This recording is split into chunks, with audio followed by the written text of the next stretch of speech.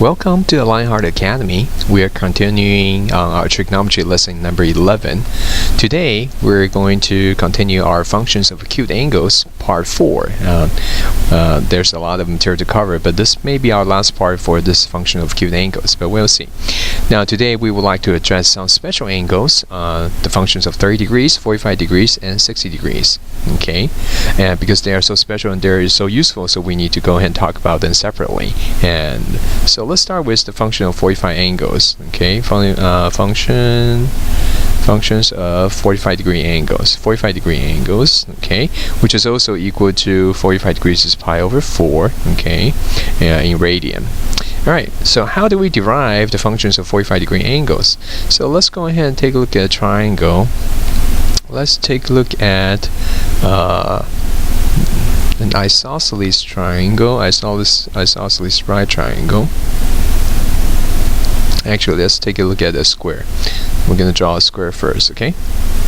Now, this is a square, and then so this side is S, this side is S because they are the same, they're a square, and this side is a 90-degree angle, which all four angles are 90-degree angle. Alright, so once we draw a square, then how do we get a 45-degree angle after we draw a square? Well, what we can do is we can draw a diagonal, okay? Let me try that again. Alright, so let's draw a diagonal. This diagonal of a square will divide the square into two parts. However, this side, this angle remains 90 degrees, and now this angle here is going to be half of 90, which will be 45, and so does that angle. That angle will also be 45 degrees. Okay, so now using this right triangle, we have a 90 degree, 45, 45, 90 degree right triangle. We can consider, let's consider this angle 45 degrees, and let's consider the sine, cosine, tangent, the functions of 45 degrees. But before we do that, we need to find out what is the distance of the diagonal, what is the length of the diagonal. The length of the diagonal, we can obtain that by using the Pythagorean Theorem. Okay, so let's call this diagonal, d for diagonal here. So d squared is equal to s squared plus s squared, okay, because it's the legs, the sum of the legs squared. So d squared is equal to 2s squared. So d would be equal to square root of 2s. Okay, square root of 2s. So the diameter here will be, the diagonal here, not the diameter, I'm sorry, will be square root 2 times the side length. So with this ratios, with this three sides, we know the relationship of three sides. We can derive the sine, cosine, tangent of 45 degrees. So let's go ahead and take a look at that. So sine of 45 degrees would be, let's use this angle, 45 degrees here. It would be the opposite leg divided by the hypotenuse. So it would be 1s divided by square root 2s. So s cancels out. Wow, that's amazing, because if s cancels out, that means the angle of 45 degrees, the sine function of 45 degrees, is independent of the size of the triangle, which we did prove that a few lessons ago. So it becomes 1 over square root 2. Now 1 over square root 2 need to be rationalized. So let's rationalize it by multiplying by square root 2 over square root 2. So we don't want any denominator, square root in the denominator. So we want to rationalize it. So this can be written as square root 2 over 2, because square root 2 times square root 2 is 2. Okay, so sine of 45 degrees is square root 2 over 2. What about cosine of 45 degrees? Alright, now let's use this, let's stay with the angle down below. Okay, let's stay with this angle A here, down below. So the cosine of 45 degrees, this 45 degrees. So this 45 degrees, the adjacent leg is this s divided by the hypotenuse. So this is s divided by square root 2s. So it happens to be the same as sine of 45 degrees. Again, it becomes 1 over square root 2, and once we rationalize it, it will be square root 2 over 2. Okay, all right. Now let's do tangent of 45 degrees.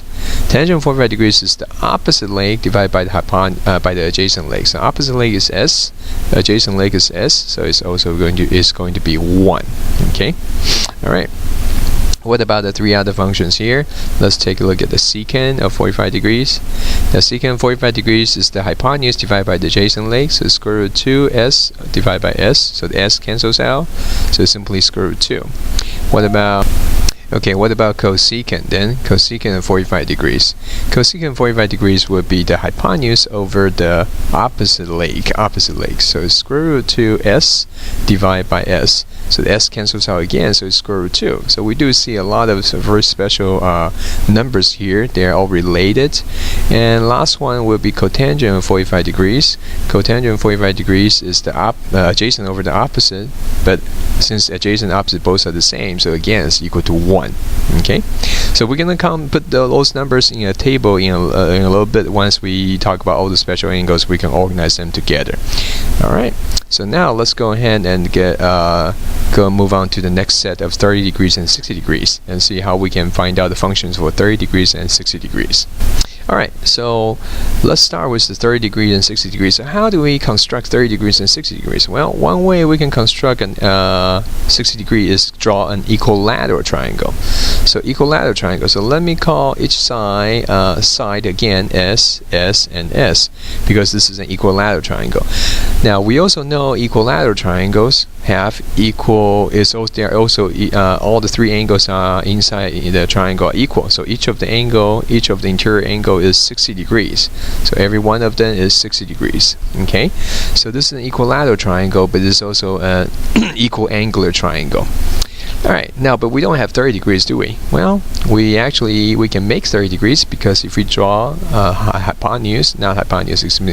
if we draw an angle bisector or height down the middle of the triangle. Okay, let me see if I can get it straight here.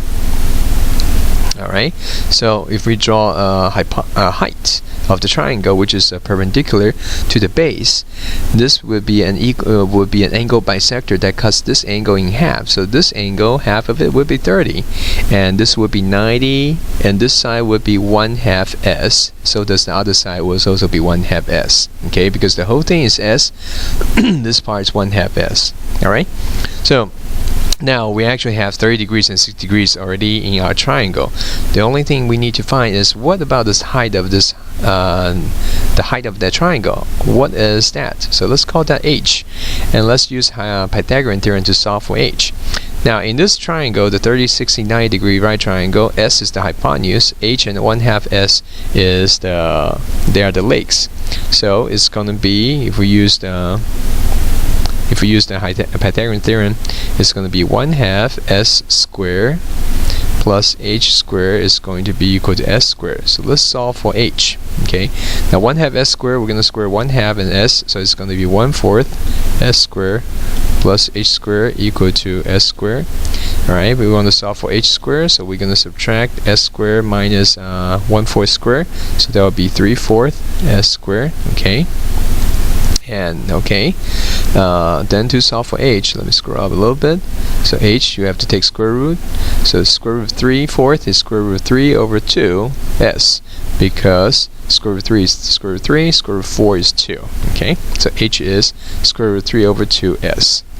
Alright, so let's go ahead and write this as square root of 3 over 2 times S. So that's their relationship, okay, between H and S. Now we have every side in S. Now we can consider the functions of 30 degrees. So let's start with 30 degrees, sine of 30 degrees. So sine of 30 degrees is the opposite leg divided by the hypotenuse, which is 1/2 S divided by S. So the S cancels out, so it becomes 1/2. What about cosine of 30 degrees?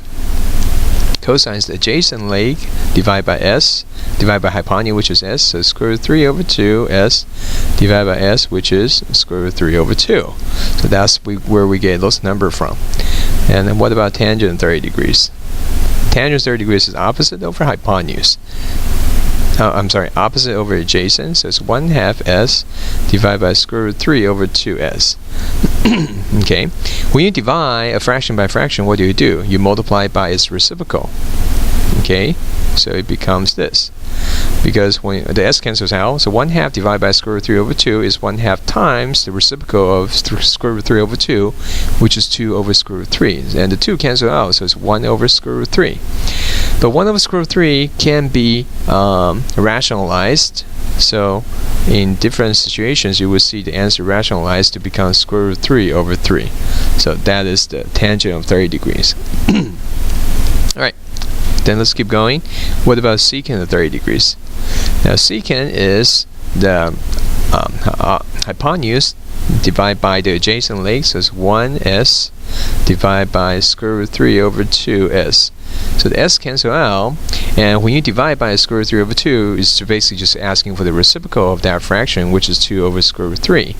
Now 2 over square root 3 can be rationalized. So let's multiply by square root 3 and square root 3 here. And then the rationalization would become 2 square root 3 over 3. So that would be secant of 30 degrees. What about cosecant of 30 degrees? Well, cosecant is the hypotenuse divided by the opposite leg. So hypotenuse 1s, opposite leg is 1/2 s, so it's 1 divided by 1/2, which is 2. Okay, the s cancels out. And cotangent, let's go ahead and take a look at the last one. Cotangent of 30 degrees is the adjacent over the hypotenuse. So square root 3 over 2 s divided by 1/2 s. So the s cancels out with s. Now square root 3 over 2 divided by 1/2, so you multiply by 2 over 1, the reciprocal of that, so the 2 cancel out, it becomes square root of 3. Okay, so that's the functions of 30 degrees. That's the function of 30 degrees. Okay, so let's go ahead and move on to the next. Let's take a look at the functions of 60 degrees. Alright, we're still looking at the same triangle here, but now we can go ahead and look at 60 degrees to see what happens. 60 degrees down here. So the opposite leg will be h, which will be square root 3 over 2 s, and the adjacent leg will be 1/2 s, the hypotenuse would be s. So sine 60 would be opposite, so square root 3 over 2 s divided by the hypotenuse, which is 1s, so it's square root 3 over 2. Okay, cosine of 60 would be adjacent, which would be 1/2 s, divided by s would be 1/2. Okay, and tangent of 60 would be the opposite over the adjacent leg, so it will be square root of 3. Okay, you cancel out the s, cancel out with s, the 1/2 cancel out with the 1/2. Then you have secant. Let's go to take a look at secant 60. Secant 60 would be the hypotenuse over the adjacent, which 1/2 s would be 2.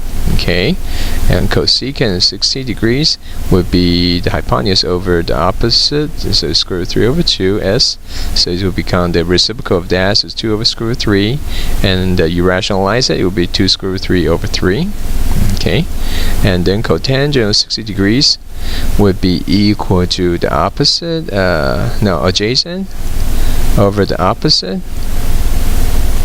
So as s cancel out with s, the half cancel out with half, so it's 1 over square root 3, and then it can be rationalized as square root 3 over 3.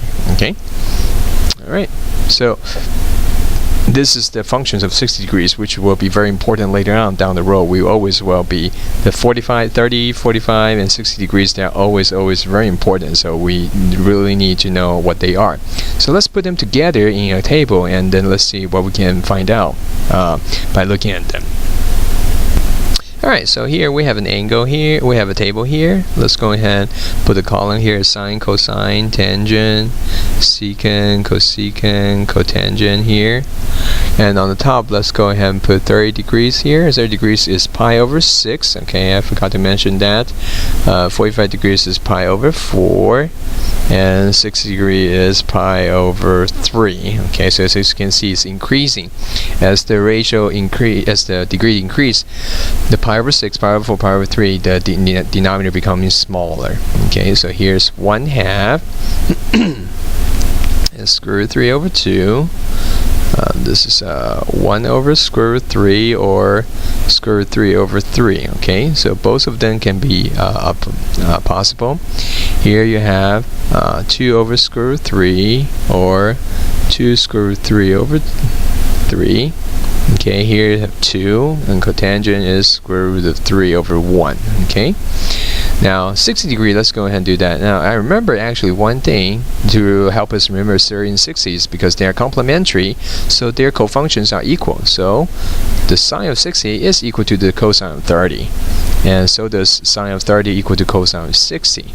And the tangent of 60 is going to be equal to the cotangent of 30. Okay, and secant of 60 is going to be equal to cosecant of 30, and so on and so forth.